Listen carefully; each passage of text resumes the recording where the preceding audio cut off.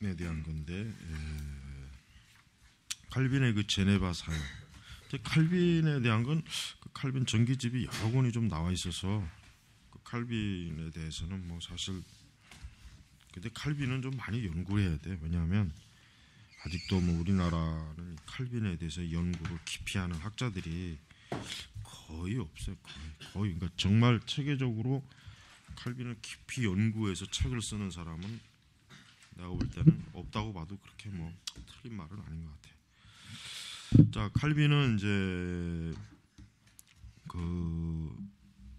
우리가 이제 그 개혁 신학을 배울 때 이제 칼빈은 정말 어떻게 보면은 거의 뭐 개혁 신학 자체가 칼빈이라고 봐도 되고, 칼빈 자체가 개혁 신학을 일으키는 그런 어떤 선구자로 이제 봐야 되는데, 이제 그 칼빈은 이제 그 종교 개혁의 그 사역을 할 때 이제 그의 주 활동 무대는 결국은 제네바에서 이제 활동을 했는데, 그 제네바에서 그의 활동이라고 하는 것은 사실은 칼빈이 그 어떤 정치적인 힘을 가지고 사역을 한 것은 아니고, 이제 그는 다만 이제 제네바시에 어떻게 보면 고용된 그런 사람으로서 사역을 할 수밖에 없었고, 그래서 첫 번째는 그가 이제 바레라고 같이 개혁을 하다가 결국은 이제 쫓겨나죠. 그래가지고 이제 3년 동안 그 제네바시가 굉장히 좀 혼란스러웠고, 그래서 다시 이제 제네바에서 이제 칼빈에게 이제 다시 오라 요청을 해서 이제 참 억지로 또 마지못해 그냥 또 갔어요. 그래서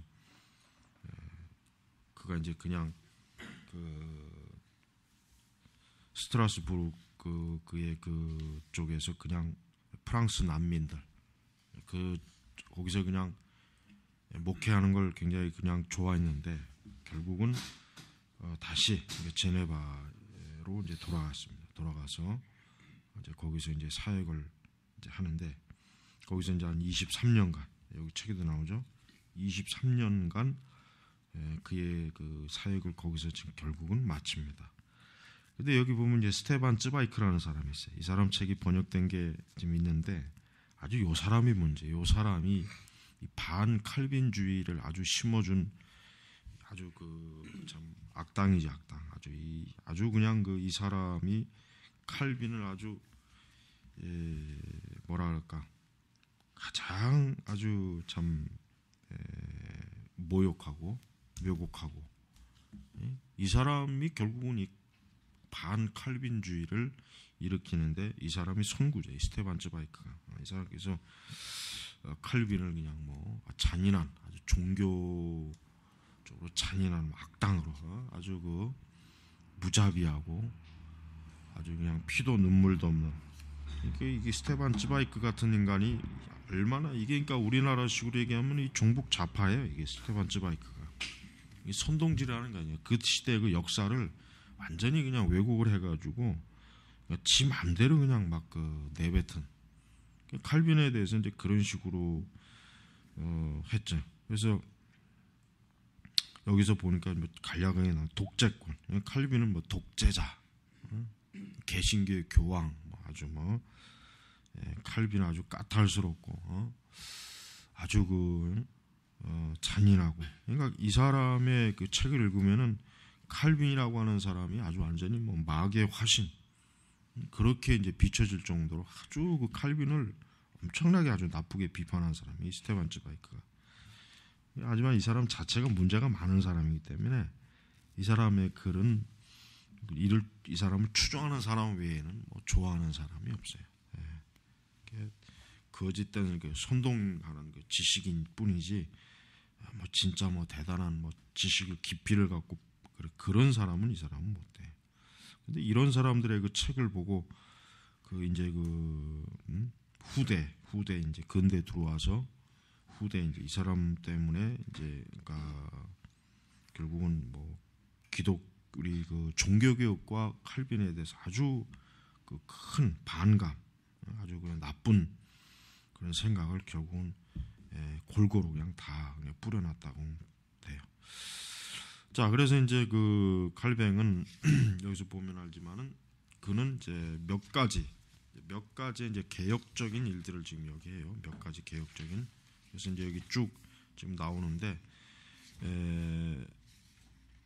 우리가 이 칼빈의 개혁의 이제 몇 가지를 좀 우리가 본다면 이제 요약하면 뭐 새 교회, 새로운 교회, 그러니까 개혁된 교회, 새 정치 질서, 새로운 경제 질서 수립, 이러한 그 몇 가지 이제 개혁적인 일을 이제 결국은 제네바에서 이제 그는 합니다.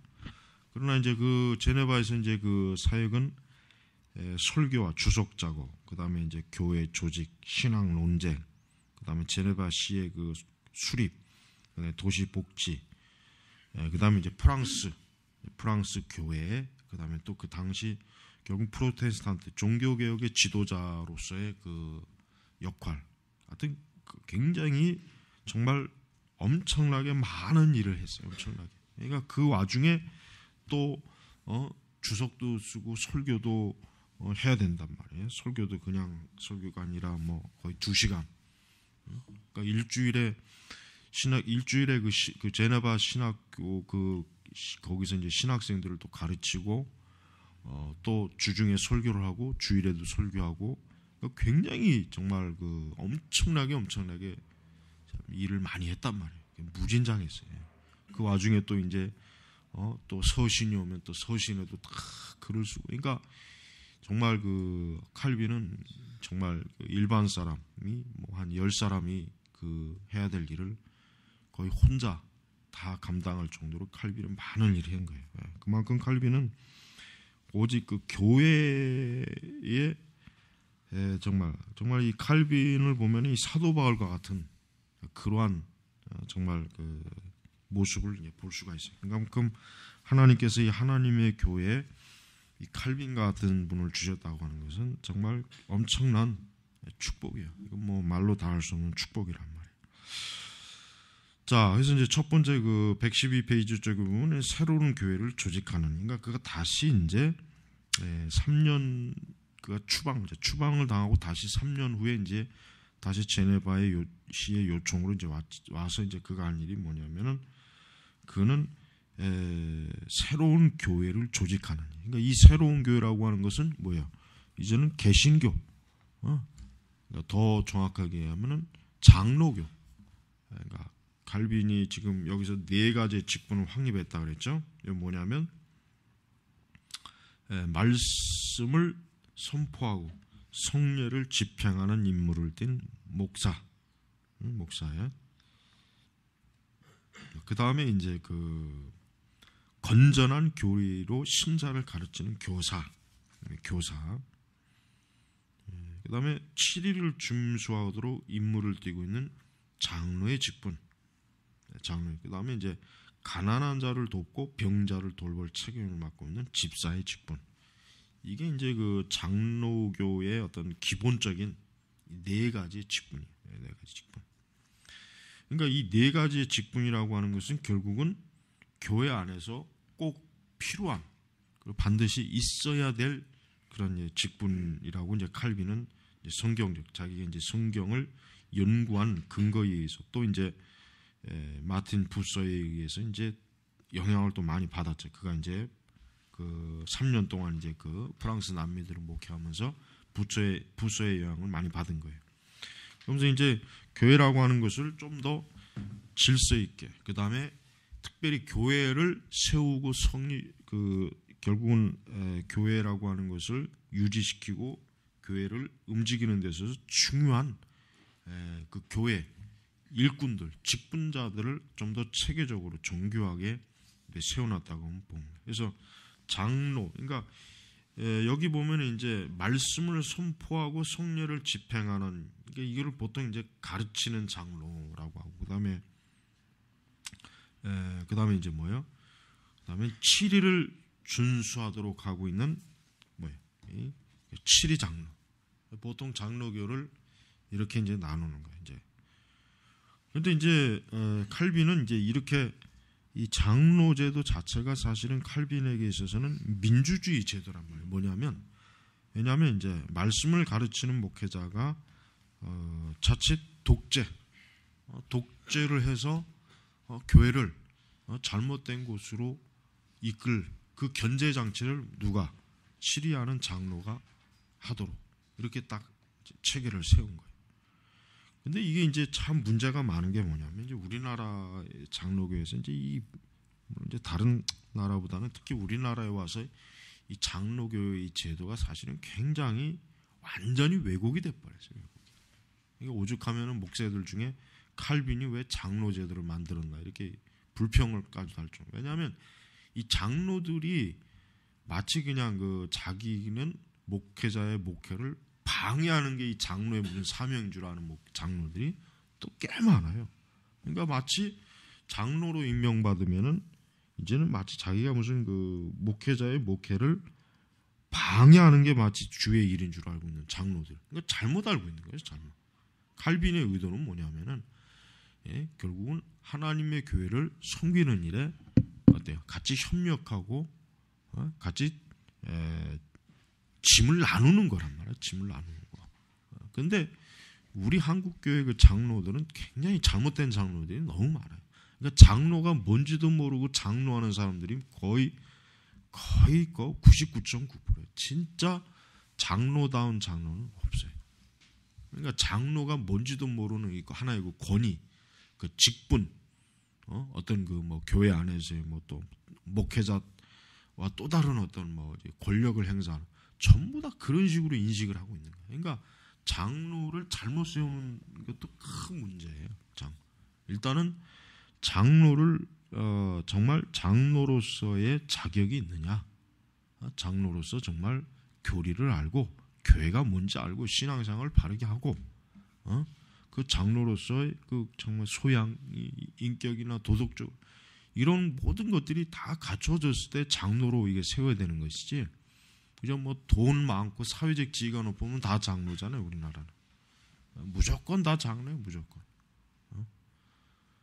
그러니까 이렇게 돼버리면은 우선 그런 사람들이 장로가 됐을 때 과연 그러면 정말 교회에 유익이 되느냐?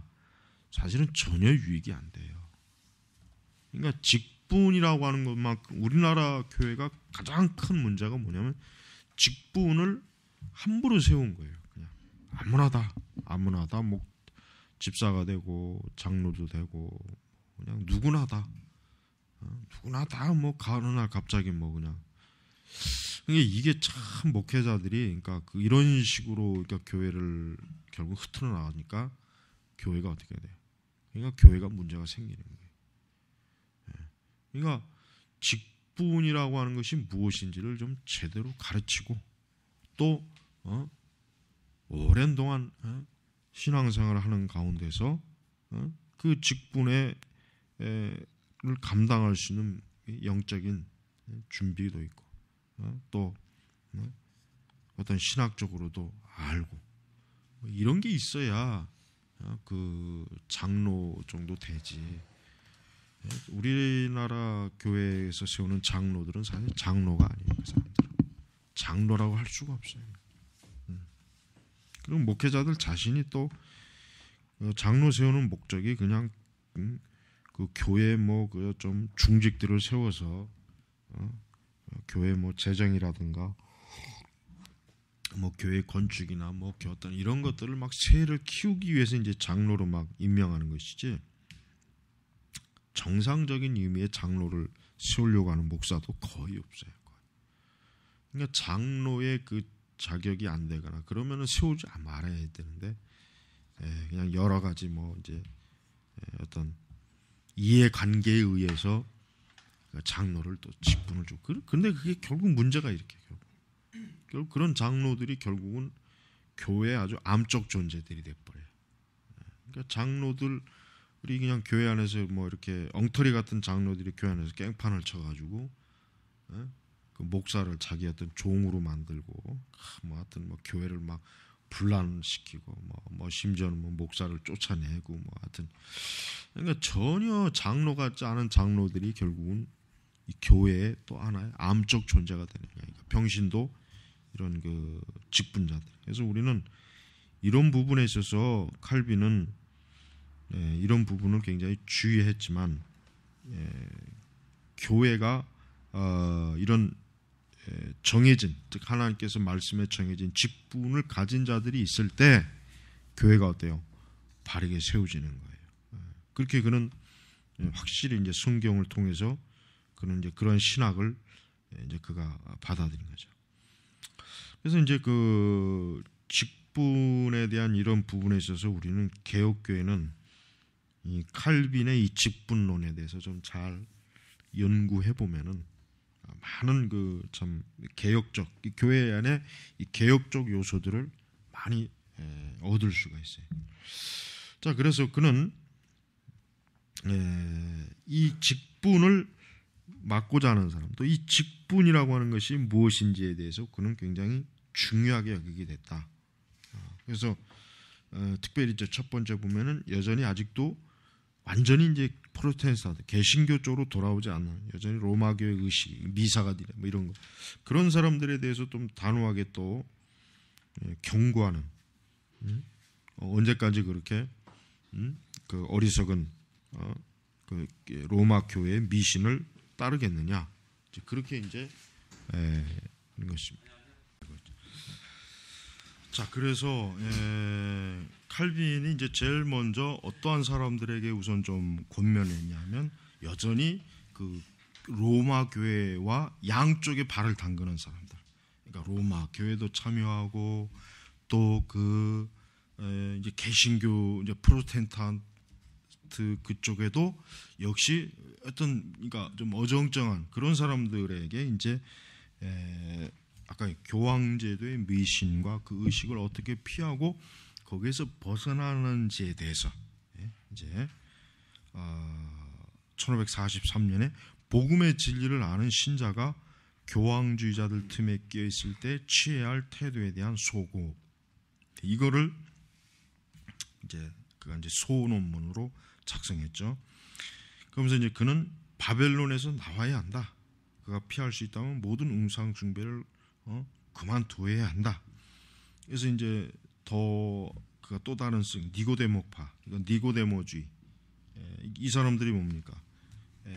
숨어서, 그러니까 드러내지 못하고 숨어서 어떤 그 개혁주의, 개혁 진리를 좀 받아들인 이런 사람들에 대해서 이제 칼빈은 좀 굉장히 좀 그 책망을 많이 했어요. 그러니까 여러분 우리가 이런 그 칼빈은 로마 카톨릭에 대해서 단호하게 어때요?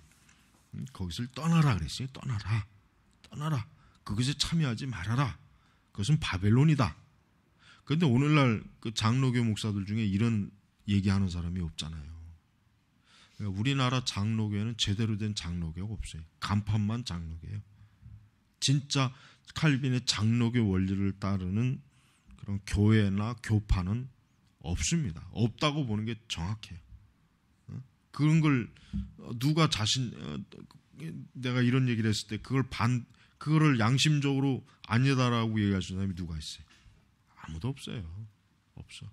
노예도 그렇고 뭐 저 총회도 그렇고 진짜 장로교도들이 장로교의 원리를 따르는 그런 그 교파나 교회는 없다고 보는 게 틀림이 없습니다. 그만큼 칼빈의 이 장로교의 중요한 근본적 신학적 사상을 가지고 있지 않은 목사들이 장로교라고 하는 간판, 또 장로교 계통의 신학교, 장로교 계통의 신학대학교를 나와서 목회하는 사람들이에요. 우리가 이 칼빈이 얼마나 로마 카톨릭에 대해서 단호했는지를 알아야 돼요. 근데 보니까 이 칼빈을 연구하는 사람들 중에 에큐메니칼에 빠진 사람들은 칼빈의 이런 거는 전혀 안 다뤄요. 단순히 칼빈이 교회 연합에 신경 썼다. 그 분열된 그 종교개혁의 세력들을 막 하나로 이제 그런 것만 주구장창 얘기하지 칼빈이 어때요? 카톨릭과 단호하게 분리해야 된다는 것만큼은 얘기를 안 한 거예요. 그러니까 여러분 오늘날 그 적어도 장로교 신학을 내가 공부했다. 나는 장로교회다. 장로교인이다. 장로교 목사다 했을 때는 가톨릭에 대해서는 단호해야 돼요.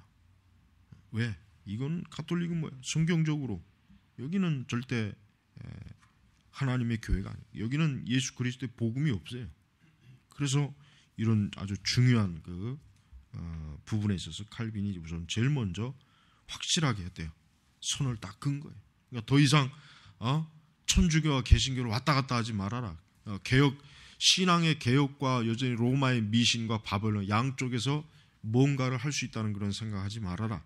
숨어서 몰래 겉으로는 천주교인을 그러나 속으로는 이런 그 개혁파를 따르는 그런 짓을 하지 말아라 이게 지금 사실. 그래서 이 니고데모파에게 준 해명, 그 다음에 아까 얘기한 이런 부분을 지금 칼빈이 소논문으로 써서 이제 이런 부분을 가르친 것입니다.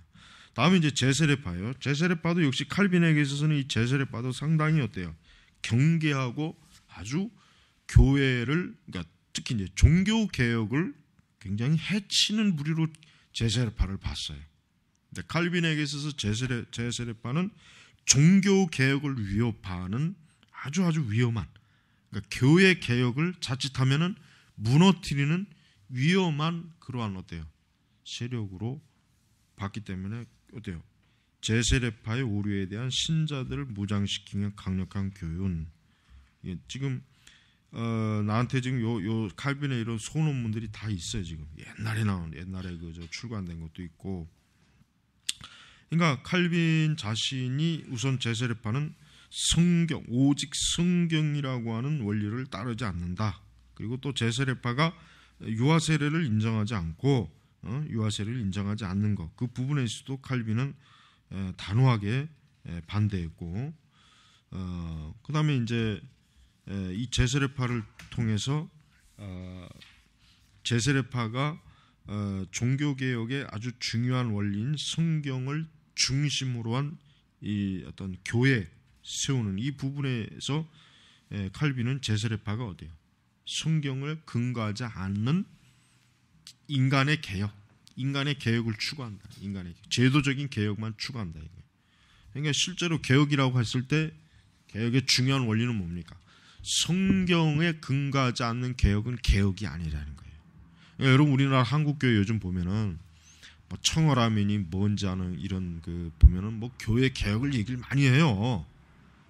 교회 개혁을 얘기 그 기독교 윤리 실천위원회도 그렇고, 그러니까 개혁에 대해서 굉장히 뭐 기독교 언론도 보면은 말을 많이 해. 근데 문제는 뭐냐면 우리가 그것이 철저하게 성경적 근거에 의한 개혁이 되지 않으면 그 개혁은 아무 쓸모가 없는 거란 말이에요. 그러니까 성경의 진리의 말씀을 먼저 살펴서 그 말씀에 근거한 개혁이어야 되지, 단순히 우리가 이렇게 하자 저렇게 하자 뭐 좋게 하자 뭐 교회를 정화시키자 교회를 이렇게 한만 뭐 구호를 외치고 이렇게 뭐 그런 것들을 이루게 하는 뭐 형식적 어떤 뭐 모임이나 세미나 이런 것들은 소용이 없는 거예요. 이런 것들은 아무 소용이 없는 거예요. 그러니까 우리가 개혁이라고 하는 것이 얼마나 어려운 거예요. 사실 어렵단 말이에요. 쉬운 게 아니에요. 그냥 단순히 개혁의 깃발만 든다고 해서 되는 게 아니죠. 그것을 어떻게, 즉 성경이 과연 그것을 어떻게 그걸 판단할 수 있는가, 성경으로. 그게 지금 중요한 거란 말이에요. 그게. 그래서 우리는 사실은 제세례파가 굉장히 그 좀 과격한 그 종교개혁의 세력이란 말이에요. 그래서 로마에 대해서도 아주 단호하게 우상숭배, 아주 뭐 그 하여튼 그 중세 교회의 그 더러운 그 악습들, 잔재들, 이거에 아주 막 칼같이 막 등을 돌리긴 했지만 실제로 그들이 추종하는 게 개혁은 많은 부분이 어때요? 성경에 근거하지 않는 개혁이 되기 때문에 결국은 여러 가지로 무엇인가 문제가 많이 생긴 거예요. 자, 다음 이제 그다음에 이제 세 번째 유형은 심령주의. 이 심령주의라고 하는 것은 쉽게 얘기하면 신비주의를 얘기하는 거예요. 광신주의, 신비주의. 그러니까 그래서 또 이제 칼빈이 쓴 것 중에 점성술에 대해서 또 썼죠. 점성술을 비판하는 것에 대해서.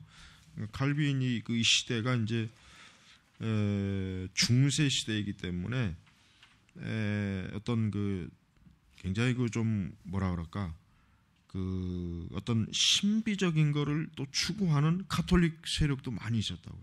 카톨릭파 중에서도 신비주의적인 그것을 추구하는 카톨릭 교인들이 지금도 많이 있어요. 지금 우리 세대도 많이 있어요. 카톨릭 내에서도 뭐 성령 운동에 굉장히 그 열심히 있는 사람들, 방언, 은사, 카톨릭 은사주의라고 그러죠. 카톨릭 은사주의자들이라고 그런 말이에요. 그 사람들이 원조가 사실 여기에 있는 거예요. 신명주의, 어떤 신비적, 그다음에 이제 그 광신적 이런 부분들. 그래서 이제 칼빈은 이제 이런 식으로 또 나아가는 이런 부류에 대해서 역시 칼빈 자신이 어때요? 굉장히 강하게 딱 경계를 세웠다는 걸 우리는 알아야 돼요. 그래서 그 다음에 이제 교회에 이렇게 위협되는 요소들을 지적하고 논박하면서 한편으로 뭡니까? 칼빈이 특별히 관심을 많이 가진 것은 이제 그 프랑스, 그러니까 프랑스 교회의 개혁을 해서, 그러니까 위그노들. 칼빈은 항상 자기의 조국 프랑스가 어때요?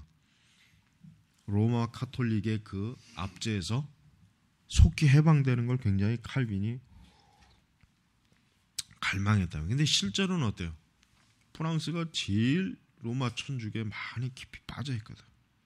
그러니까 이제 칼빈으로서는 자기의 조국이 좀 더 이 개혁 교회, 개혁주의, 종교 개혁의 이 영향을 많이 받아서 이 개혁 교회가 좀 많이 생겼으면 하는 거. 이걸 이제 사실은 칼빈이 굉장히 참 엄청나게 참 소망. 그래서 이제 직간접적으로 어때요? 프랑스 개혁 교회가 설립되고 세워질, 또 프랑스 개혁 교회 총회, 이런 총회들이 세워질 때 많은 어때요? 조언을 해주고 고문으로서, 또 협력자로서, 지도자로서 엄청나게 많은 직간접적인 도움을 많이 줬습니다. 그래서 이제 프랑스가 이제 사실은 만약에 바돌로메 대학살이 없었다면 프랑스의 개혁교회 세력은 엄청나게 좀 커지 않았을까, 그런 생각이 들어요. 이 바돌로메 대학살 때문에 프랑스에 있는 개혁교회 뿌리가 거의 뭐 그냥 이게 싹이 잘려진 거예요. 그래서 참 안타까워 생각해요. 자, 그 다음에 이제 칼빈의 두 번째 사역의 두 종류는 이제 새로운 정치 질서 수립이다. 이제 새로운 정치 질서 수립이다. 이제 칼빈이 이제 어떤 이제 칼빈을 이제 비판하는 사람들이 주로 이제 좀 다루는 부분이, 칼빈이 국가, 즉 너무 세속의 정치와 너무 가까이 있었다. 그러니까 제세례파가 이제 많이 그렇게 비판하죠. 칼빈의 그 개혁이라고 하는 것은 순수한 말씀의 개혁이라기보다는 뭐예요? 정치적 힘을 빌린 개혁이지 않느냐, 이런 그 이제 폄하를 하는 거예요. 그러니까 칼빈의 이 제네바에서 활동했을 때 사실은 뭐 칼빈의 그 제네바 시 자체가 어때요? 전반적으로 이 개혁적인 방향으로 나아가길 원했어요. 그러니까 더 이상 제네바라는 것 자체가 어때요? 그 어떤 그 로마 카톨릭 지역에서 로마 카톨릭의 영향으로 로마 카톨릭적인 그런 그 어떤 조직이나 그런 그 내용이 아니라 철저하게 역시 제네바 시 자체도 개혁주의적인 관점으로 이 정치 질서가 새롭게 이렇게 되기를 그렇게 원했습니다. 그래서 칼빈은 여기 루터와 같이 두 왕국론, 근데 두 왕국론의 그 원조는 어거스틴이죠. 어거스틴. 그리고 루터 자체도 어거스틴의 영향을 받은 거예요. 어거스틴. 그래서 그 어거스틴의 그 두 왕국론 이론이 종교개혁자들에게 굉장히 좀 많이 좀 영향을 많이 미쳤어요. 그러다 보니까 이제 칼빈도 어떤 이 세상의 세속적 사회, 세속적 정치 질서, 세속적 이러한 그 부분에 있어서 칼빈은 아주 엄격하게 이 부분에도 좀 질서가 잡혀야 된다. 그러니까 엄밀히 얘기해서 이제 칼빈주의라든가 이제 종교교육 자체는 세속과 교회를 사실 분리를 사실 원했어요. 이 사람들은. 그러나 이제 초기에는 이제 다 루터도 마찬가지지만 칼빈도 어떤 그 쯔빙글리도 마찬가지예요. 어떤 세속적 정치적인 어느 정도의 그 기반이나 발판을 가지고 있었고 그런 힘을 이용해서 더 사실은 개혁을 진행한 것은 사실인데, 그러나 그들이 국가교회를 수립하고자 이렇게 했다고 하는 건 조금 사실 이거는 좀 받아들이긴 어려요. 물론 이제 루터교는 그런 면이 가죠. 루터교 자체가 뭡니까? 국가교회의 형식을 띠고 있어요. 국가교회. 그러나 이제 칼빈주의는 아니에요. 칼빈주의는 사실은 칼빈의 그 신학과 사상이 전 유럽으로 퍼지지만 사실은 칼빈주의적인 그런 국가교회가 세워지는 것은 없었어요. 물론 존 낙스의 장로교, 스코틀랜드의 장로교 그 정치 체제라면 물론 그것도 물론 뭐 어느 정도 뭐 일리는 있겠지만, 그러나 엄밀히 얘기해서 칼빈주의는 국가교회를 장려하거나 형성하는 일에 칼빈주의는 별로 그렇게 나서질 않았습니다. 오히려 후대 이제 영국 국교 성공회나 루터교가 더 어때요? 국가교회 형식을 굉장히 좀 원했죠. 자, 그래서 칼빈 자신은 116페이지 하반절부터 보면은 칼빈이 물론 이제 좀 적어도 그 제네바 시의 그 어떤 그러니까 전체 그 시에 있는 목사들의 목사이거든요. 목사들의 목사란 말이에요. 그러다 보니까 이제 어떤 이단적인 주장, 여기 뭐 성경의 정경성을 인정하지 않는다든가, 그다음에 또 예정론을 거부한다든가, 그다음에 이제 세르베투스 같은 사람, 이런 사람들에 대해서 이런 사람들이 좀 그 이단적 교리를 가리키거나 정통 교리를 부인할 때 그들을 어떻게 합니까? 그들을 내쫓거나 그러한 일에 굉장히 칼빈도 열심히 냈습니다. 그러나 이제 세르베투스 같은 경우는 칼빈에게 직접적인 영향으로 사용이 된 건 아니에요. 이미 세르베투스는 로마 카톨릭 지역으로 가도 화형당할 그런 자이거든요. 왜냐? 삼위일체에 대한 교리를 부인하니까 카톨릭에서도 이미 사형 선고를 내렸다. 개신교든 뭐든 간에 죽을 놈이었어요, 이놈은. 문제는 제네바에 들어왔을 때 이 세르베투스가 사실은 뭐 칼빈하고 또 논쟁적인 그런 부분도 있었지만은, 그러나 궁극적으로 이 세르베투스를 법적으로 처리한 것은 제네바 시이지 칼빈이 아니에요. 칼빈은 그럴 권한이 없어요. 칼빈에게 있어서는 중요한 것은 뭡니까? 칼빈은 이 제네바라고 하는 도시 자체가 완전히 개혁적인, 즉 종교 개혁적인 그 방향으로 가는, 그러니까 그 당시 사방 천지가 다 로마 카톨릭의 어떤 그 지배를 받고 있는 그런 시대이기 때문에 칼빈은 제네바만큼은 진짜 최대한 하나님의 말씀, 성경의 말씀에 근거한 그런 교회가 되기를 칼빈은 굉장히 원했던 거예요. 그다음에 이제 칼빈이 이제 세 번째 종류는 뭡니까? 새로운 경제 질서의 수립. 잠깐 쉬고. 칼빈은 신학자이면서도 칼빈은 그 인간의 그 경제적 활동에 대해서 역시 칼빈은 관심을 가졌습니다. 특히 뭐 이제 그 나중에 뭐 이제 프로테스탄트 윤리라고 하는 막스 베버의 자체가 칼빈주의 그 윤리, 즉 칼빈주의 윤리가 결국은 근대 자본주의 사회를 세웠다. 근대 자본주의 사회를 결국은 세우는데 칼빈주의가 어떤 정신적 어떤 그 지주다, 뭐 체계다, 그게 이제 아주 유명하죠. 나중에 좀 더 만약에 시간이 되면 하여튼 막스 베버의 책을 한번 읽어도 좋긴 한데, 근데 이제 그 칼빈은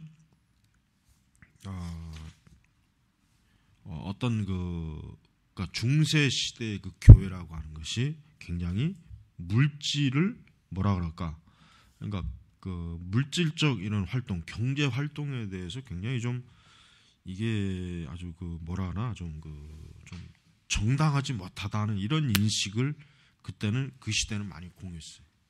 그러다 보니까 이제 그 경제라고 하는 것이 본격적으로 서구 사회에서 좀 제대로 정상적으로 대접받은 거는 종교개혁 이후예요. 그 전에는 사실은 경제라고 하는 것 자체, 개념 자체가 사실은 미미했고, 그 다음에 이제 잘 아는 것처럼 고리대금업 같은 거는 그건 유대인들에게 맡겼어요. 유대인들에게 맡겼죠. 왜냐? 성경에 이자를 취하지 말라. 그러나 칼빈은 뭐냐면, 칼빈은 정당한 이자에 대해서는 칼빈은 그건 옳은 것이다.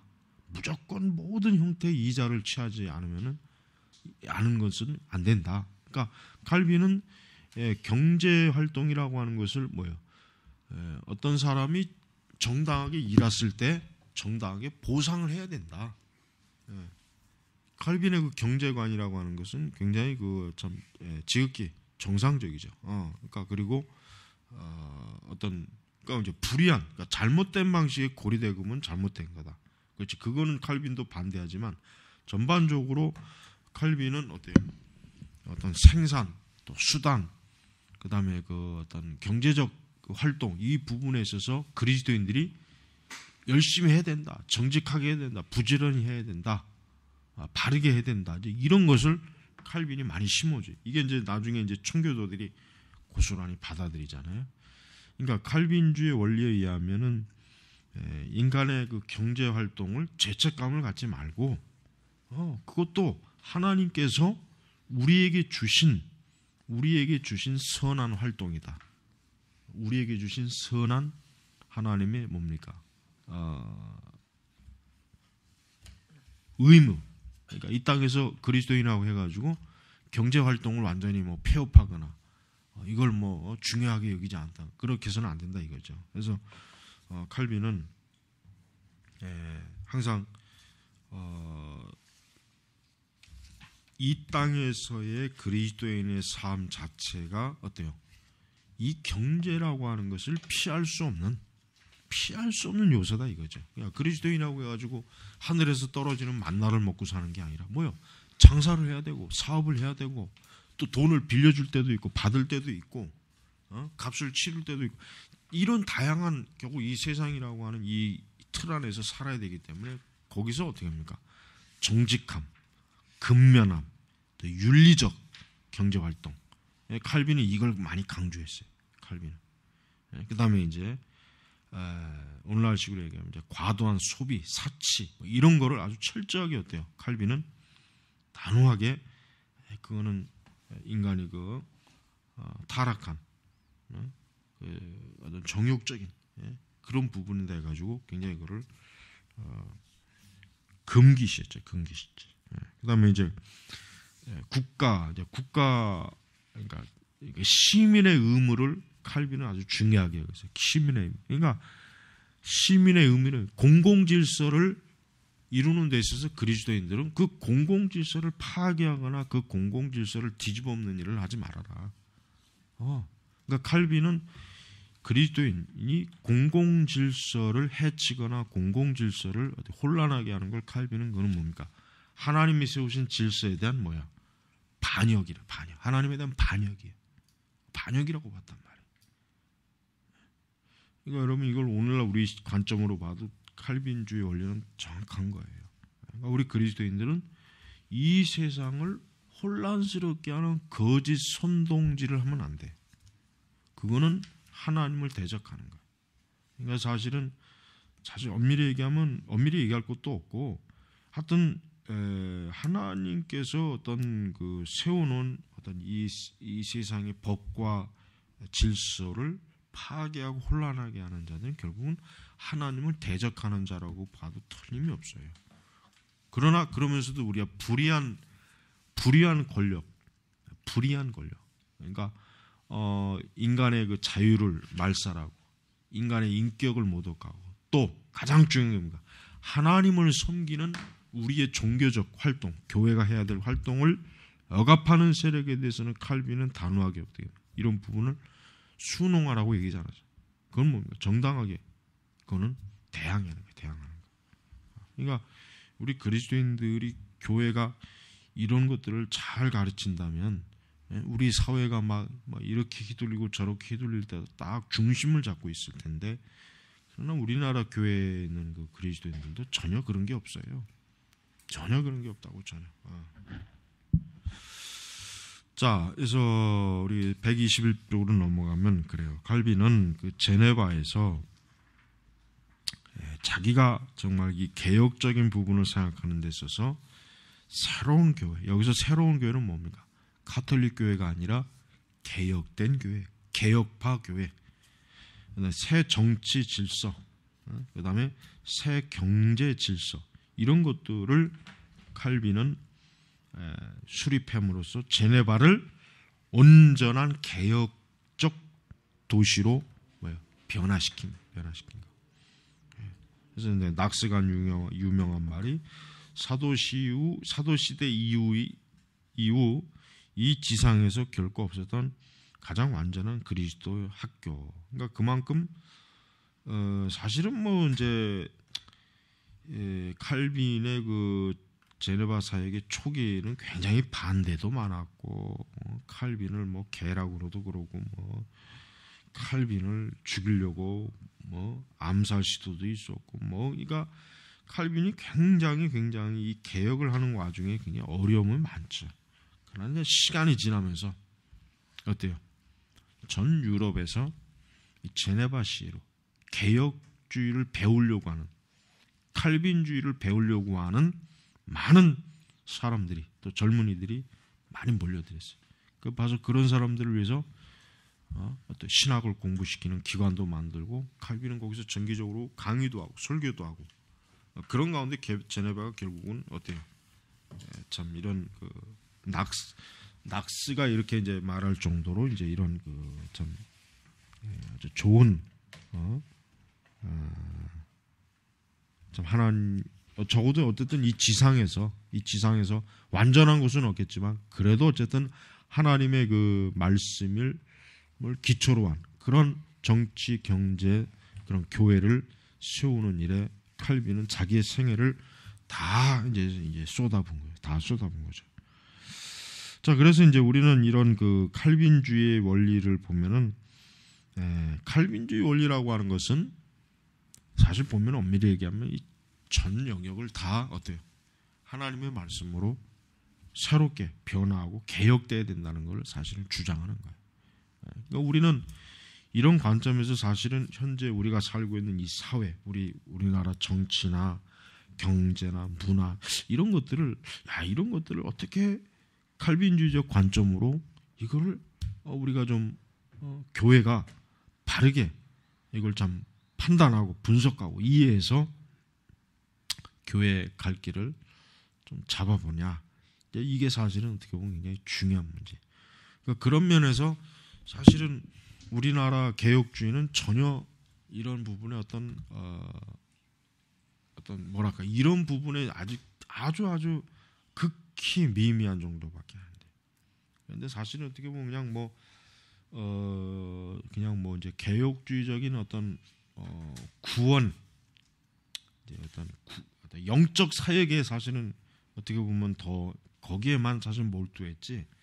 과연 칼빈주의적 관점으로 우리 사회, 우리 사회 이런 갈등, 또 어떤 이념의 문제, 어떤 정치적인 문제, 이런 것들을 전부 다 이렇게 딱 정말 아울러서 우리 그리스도인들이 뭔가 바르게 이 세상을 바라보는 관점을 제시해주는 개혁주의는 아직 우리 한국의 개혁주의는 여기까지 도달하려면 내가 볼 때 한 100년은 더 지나야 될 것 같아요. 100년. 아직 뭐 신학적인 뿌리도 지금 제대로 다 내리지 않은 상태이니까. 자, 하지만 우리가 이제 알아야 될 것은 뭡니까? 칼빈주의 원리라고 하는 것은 결국은 칼빈 자신이 이 제네바시 전체를 뭡니까?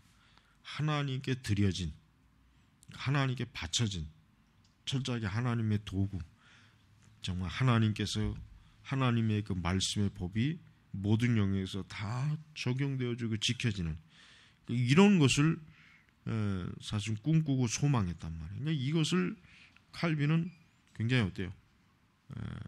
아주 목표로 삼고 그가 죽을 때까지 그 제네바시에서 결국은 사역을 한 거예요. 자, 그래서 이제 우리는 이 칼빈주의 이런 부분들에 대해서 여러분들이 앞으로도 좀 공부하고 또 좀 잘 살펴보고 합니다. 다음은 이제 베자, 데오도르 베자와 프랑스 종교 전쟁. 이 베자는 사실 뭐 베자가 이제 이렇게 저술한 신학 책이 사실은 거의 없어요. 사실은 이제 베자는 그냥 이제 칼빈의 유산을 잘 이렇게 전수시키는 일에 이제 베자가 굉장히 어떻게 보면 거기에 이제 공헌을 한 것이고, 베자 자신이 어떤 독특한 신학적 관점을 드러내는 것은 거의 없다고 봐도 상관없어요. 그러니까 이 베자 같은 경우는 이제 여기 나오지만은 가족 수에는 광산업. 그러니까 베자는 그 출신 계층이 어떻습니까? 여기 보니까 소귀족 계급. 그러니까 그래도 어쨌든 뭐 이렇게 뭐 농부라든가 뭐 상업을 하는 게 아니라 어쨌든 뭐 광산업. 그러니까 오늘날 얘기로 하면 이제 중소기업 정도 되는 이제 그러한 그 어떤 가족 경제 배경에서 이제 그런 배경 환경을 가지고 이제 살았던 그런 사람이에요. 그래서 이제 교육도 여기 보면은 122쪽 보면은 그러니까 10살이 되기 전에 1528년 그러니까 베자는 이제 루터가 종교개혁을 막 시작할 그 시점에 이제 세상에 태어난 거예요. 베자 같은 경우는 12월에 그는 어때요? 이 독일의 인문주의 루터의 복음 사상에 젖어 있던 헬라어 선생의 큰 영향을 받게 된다. 10살 때. 그래서 이제 베자는 일찍부터 어때요? 루터 복음주의, 그러니까 어떤 종교 개혁의 이런 부분을 아주 영향을 일찍 받은 게 일찍 받은 게. 그러면서 1530년에는 그도 역시 부르주 대학으로 역시 그 동료가 갈 때 이제 갔고, 그다음에 이제 계속해서 그는 시집도 여기 출간했다 그랬죠. 시집도. 그래서 1548년, 1569년, 97년 시집. 그다음에 이제 1548년 이제 제네바로 떠나는 해가 이제 1548년. 그가 프랑스를 떠난 것은 로마 교회를 버리고 하나님의 교회에 속하기 위해서였다. 그러니까 이제 그 베자는 이제 이 시점에서 뭐예요? 완전히 이제 종교 개혁은 안 된다. 아니야, 이제 카톨릭은 안 된다. 카톨릭은 음녀다. 카톨릭은 거짓 세력이다. 이제 이걸 알고 결국은 뭐예요? 제네바, 칼빈이 있는 제네바로 이제 가서 거기서 이제 많은 이제 또 영향을, 종교 개혁의 영향을 받아요. 그래서 블링거의 자신을 영적 아버지로 여기고 블링거의 많은 그 어떤 지도를 받고 이제 그렇게 합니다. 자, 그냥 이제 베자의 기본적인 그 학문 배경은 역시 인문주의입니다.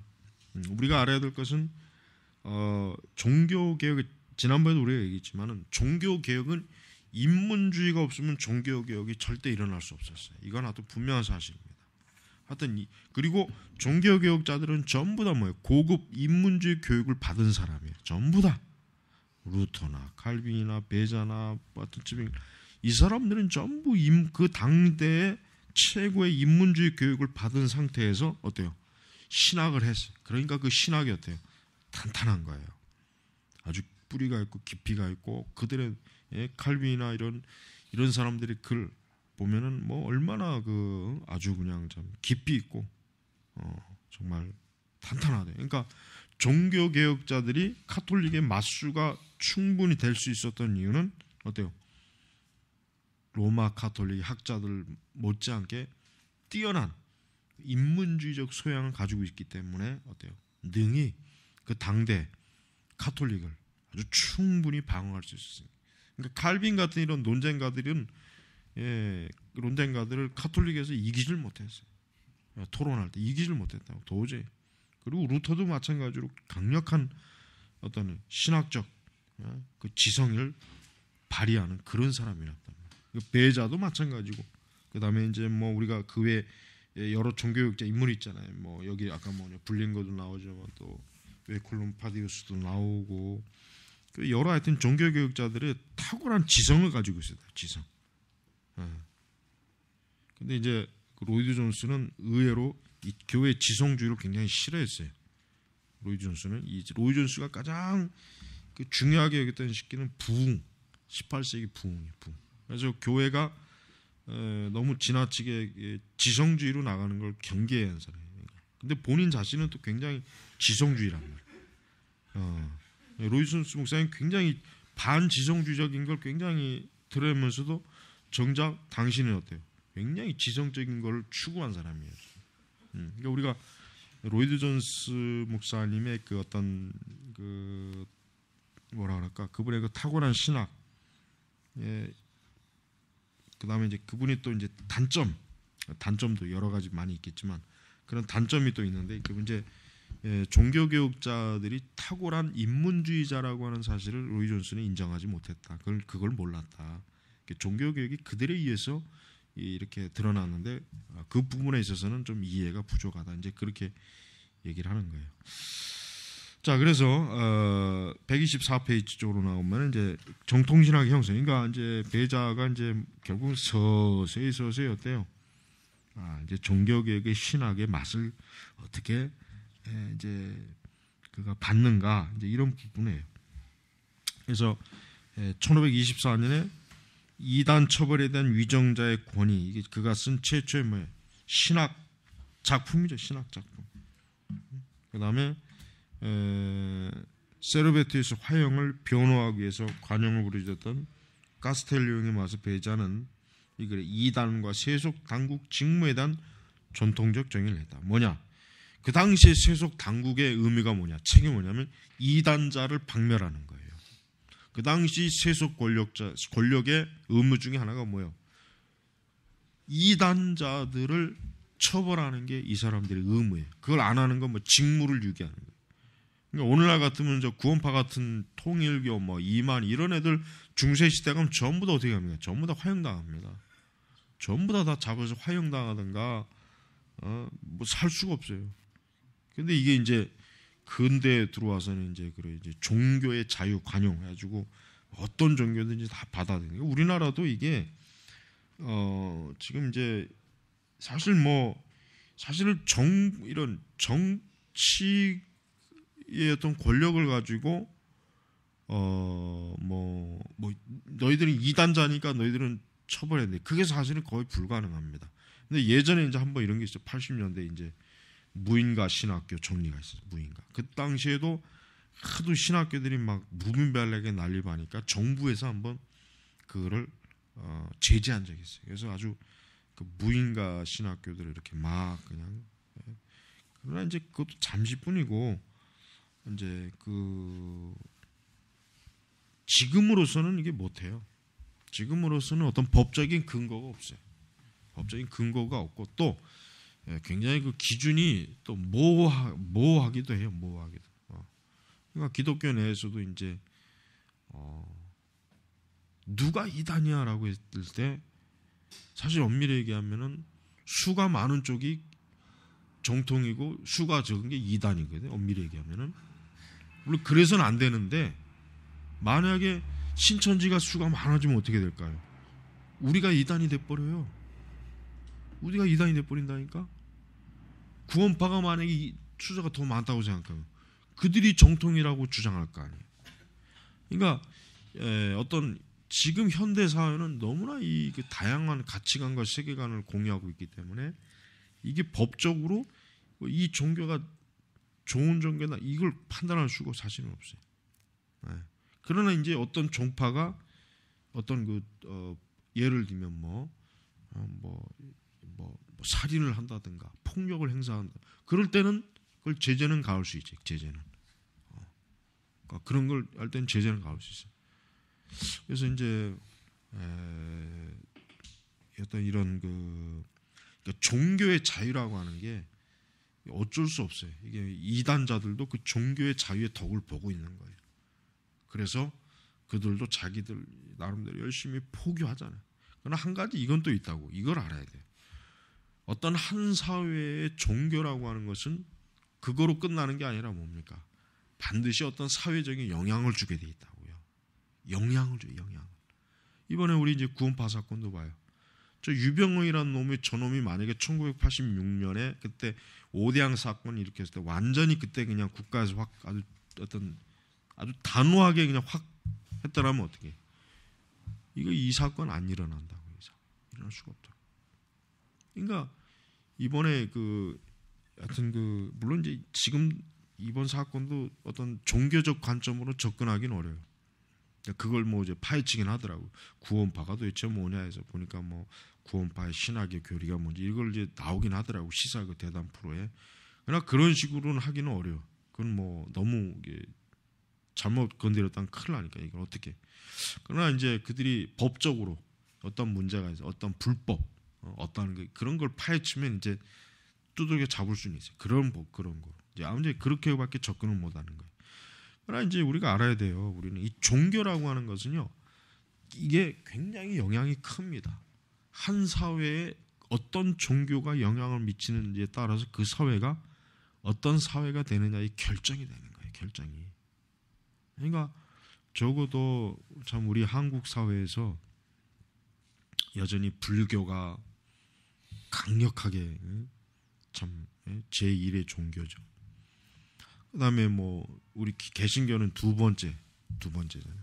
그러나 지금 개신교라고 하는 것도 결국은 이단을 다 포함한 숫자예요. 이단, 통일교, 뭐 구원파, 뭐 이런 것들을 다 합친 숫자가 결국은 개신교. 정부에서는 그렇게 하지 뭐 이걸 구원파 이렇게 하지는 않거든요. 그다음에 이제 뭐 천주교 이렇게 되고 있잖아요. 그래서 사실 우리 한국 사회에서 기독교라고 하는 것은 어때요? 극히 소수다. 소수. 그렇게 많은 수가 아니에요. 우리가 지금 이게 얼마나 큰 위기인지를 알아야 돼요. 자, 그래서 124페이지 베자는 그 다음엔 1555년에 베른 당국자들의 금령에도 불구하고 예정 문제를 다룬 예정 도식을 작성하여 베자의 예정론이라는 책이 있어요. 나한테 저기 제본으로 뜬 게 있는데 칼빈의 예정 교리를 옹호했다. 그러니까 베자는 정통 신학의 그 교리, 아주 개혁주의적 정통 신학의 교리를 충실하게 잘 어때요? 배워서 숙지하고 또 이제 어때요? 그거를 또 효과적으로 변증하는 일도 많이 했습니다. 자, 이중 예정의 문제에 있어서 성경에 따른 논리적인 결과다. 베자는 신학의 내용을 구성하는 것은 변증법이 아니라 뭡니까? 논리라고 여긴 듯하다. 베자의 목적은 논리에 의지하면서 신자들을 그들의 선택의 확실성을 위로하는데 확실성을 위로하는 데 있다. 사실 변증법은 확실성보다는 불안감을 주기가 쉽다. 하나님과 인간 사이에서 구원과 지혜 인간 사이에서 베자는 신자들에게 예정의 확실성과 실현 가운데서 보장을 주려 했다. 그의 논리는 이렇다. 우리는 이 세상의 죄 가운데 빠져 있다. 하나님이 선택한 자들을 그의 영원한 작정에 따라 자신에게로 이끌지 않으면 우리는 이 선택의 빛으로 올라갈 수 없다. 왜냐하면 하나님이 그의 택한 자들을 자신의 영광을 위해 창조했기 때문입니다. 이것이 흔히 말하는 실천적 3단 논법이다. 이거죠. 그러니까 그러니까 배자의 강력한 신학적 구조문은 신자를 위한 실천적 3단 논법, 뭐 거기에 이제 뭐 근거한다, 뭐 그렇게 이제 얘기하는 거예요. 또 이제 그는 이제 성경 번역, 신약을 그리스어에서 라틴어로 줄을 달아 번역하고, 또 에라스무스의 역본을 칼빈과 자신의 신학적 입장으로 정리하고, 벌게이트 역본과 에라스무스의 역본을 가 베자 역본으로 이게 지금 라틴어인데 문자적으로 번역으로 피를 상징하기 때문에 위험하다고 했다. 그게 본문이 잔과 관련되고 있다. 그러니까 지금 이게 베자 자신이 어때요? 라틴어와 그리스어를 어때요? 동시적으로 알았기 때문에 지금 성경도 이렇게 번역할 만큼 탁월한 신학적 조화가 있은 거예요. 베자가 굉장히 그 천재적인 그 머리를 갖고 있었다고 하더라고요. 그래서 아주 그 탁월했대요. 베자가 굉장히 똑똑했다고 합니다. 그래서 이제 칼뱅의 그 어떤 후계자로서 베자가 선택된 이유도 그만큼 어때요? 칼빈의 그 모든 신학과 교리를 탁월하게 이해하고 어때요? 해석할 수 있는 그런 능력이 있기 때문에 사실 베자가 선택받은 게, 그리고 또 충실히 잘 했어요. 사실은 그러니까 멜랑통보다는 베자가 훨씬 더 뛰어났다고 봐도 내가 볼 때는 별로 틀린 것 같지 않아요. 자, 그리고 이제 계속 넘어가서 126페이지면 그는 이제 에라스무스의 가치는 인정했습니다. 에라스무스가 신약 성경을 헬라어로 번역하고 그의 어떤 인문학적인 그 어떤 그 학문적 성취는 인정했지만, 그러나 그의 신학적 모호성, 그다음 펠라기우스주의에 대해서 비난하고, 또 베자는 오리겐적인 인문주의자에게 칼뱅의 해석을 대립시켰다. 이와 같이 주가 달린 신약 성경의 목적은 에라스무스의 권위가 크게 남아있는 군중에서 에라스무스의 신약 성경의 자리를 대신해 그것과 동일한 박학다식의 의견보다 칼빈주의적인 정통신학을 제시하는 데 있다. 그러니까 그러니까 이제 베자는 인문학에 끌려다니질 않은 거예요. 베자는 좀 더 칼빈주의적 관점에서 그는 어때요? 그 당시 인문학적인 현상으로 나타난 다양한 그런 상황을 이해하고 그것들을 해석하는데 그는 굉장히 큰 역할을 많이 했다, 이렇게 한 거예요.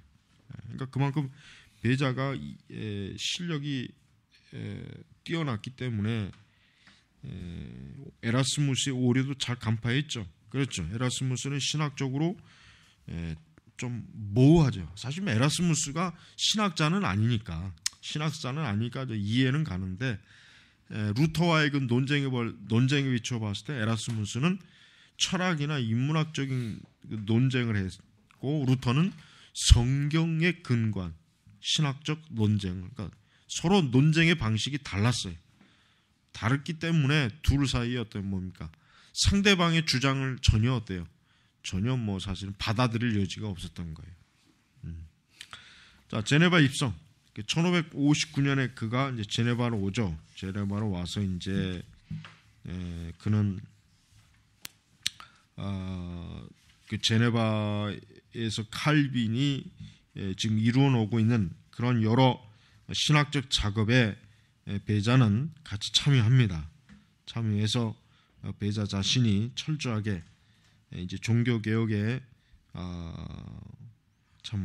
그 대의 그런 신학을 그는 아주 치열하게 해요. 그래서 베자가 제네바 아카데미 학장에 나중에 선출됨으로써 이제 칼빈 곁에 있고 1595년까지 은퇴할 때까지 있다가, 그 다음에 그는 학장으로서 그는 신앙 고백서, 이거를 이제 그 저서가 있죠. 신앙 고백서. 그래서 이 신앙 고백서라고 하는 것이 결국은 베자가 이제 그동안 자의식으로 꽤 배웠던 이제 그동안 자기가 이제 축적했던 그 개혁주의, 칼빈주의 그것들을 이제 종합적으로 딱 담은 그런 책이라고 보면은 되는 것입니다. 그래서 그는 기독교에 대한 지식을 얻기 위해 칼뱅이 작성한 신앙교육서만큼 확연한 작품이 복음을 통해 없음을 말하고, 사실은 자신의 작은 작품이 출판될 필요가 없으나 그럼에도 불구하고 전혀 유익이 없지 않음을 말한 뒤 오직 성경에 입각한 자신의 의도를 이제 말한 거예요. 그래서 그 신앙 고백을 통해서 결국 뭡니까? 신자가 더욱 하나님께 영광을 돌리고, 또 신자 스스로도 자기 스스로 성경을 이해하고 제대로 아는 그러한 그러한 의도를 가지고 이 신앙 고백서를 작성했다. 이제 그렇게 보는 것입니다. 루터의 사역, 칼빈의 사역이 이렇게 배자의 사역으로 잘 이어진 게 참 감사한 일이에요. 왜냐하면 그렇지 않았다면 자칫하면 이 칼빈의 그 좋은 신학적 유산이 계속 잘 다듬어져서 이렇게 계속 전수가 돼야 되는데, 그게 만약에 안 됐다면은 참 칼빈주의 개혁파 종교교육은 굉장히 큰 치명적인 해를 입죠. 그래서 이 배자도 우리가 참 하나님의 그 일꾼으로서, 칼빈의 동역자로서, 조력자로서 참 크게 쓰임 받은 사람이라는 걸 그걸 우리가 이제 알아야 됩니다. 자, 배자는 그래서 그리스도의 중재의 필요성을 안셀무스식으로 증가하는데, 그가 성령의 활동을 통해 우리의 것이 된다고 말했다. 하나님의 역사 안에서 말씀하시며 그가 세우시는 사역자를 통해서 선포되신다. 그러니까 배자 자신도 이렇게 구원의 교리, 십자가의 교리, 이 복음의 교리에 대한 중요성을 잘 깨달은 거예요. 잘 깨달아서 그가 지금 종교개혁을 위해서 일할 수 있는 여러 여지를, 그 소양을 그가 갖고 있었다고 보면 틀림없습니다. 자, 120페이지 중반 이후로 넘어가면 이제 배자는 본격적으로 학교 일에 몰두하게 해서, 그러니까 배자의 사역은 가르치는 사역이었습니다. 배자는 칼빈의 유산, 칼빈의 신학을 고스란히 그 당시 이제 칼빈 또 사후에 칼빈의 신학을 배우러 오는, 제네바 아카데미 쪽으로 배우러 오는 사람들에게 아주 잘 전달하는, 가르치는 그런 사역을 통해서 그는 참 활동을 많이 했어요. 그러면서 이제 그는 이제 그의 조국 역시 마찬가지로 이제 칼빈과 마찬가지로 프랑스와 제네바 사이를 여러 차례 왕립하면서 자기 조국의 속에, 그러니까 프랑스에 있는 이 로마 천주교의 계속적인 압박, 또 계속해서 이제 밀려나는 그러한 그 개혁파의 그 여러 어려운 점들을 배자도 열심히 그 일에 참여했습니다. 자, 이렇게 이제 배자는 하나님의 교회에서 그 종교 개혁자들이 이루어 놓은 것을 잘 후대에 넘겨주는 그런 신학자로서 활동을 제대로 했다는 걸 우리는 알아야 됩니다. 128페이지 쪽 보면은 1563년 5월에 모든 경건한 자들의 공통된 조국 제네바로 돌아와 그동안 비어있던 아카데미 최고직을 수행하고 1564년 칼빈 율자 배자는 즉시 중재자로 임명되고 이때부터 그의 생애 작품들은 전자를 이어 제네바의 유럽의 역사와 밀접한 관련을 맺는다. 그렇죠. 칼빈 이후에 개혁파는 이 배자가 그대로 이어받습니다. 배자.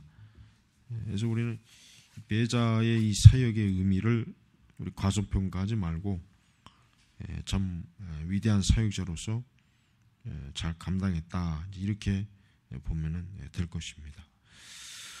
다음 주에는 프랑스 개혁파의 정치 요구 문제, 다음 주 요구는 이제 하겠습니다.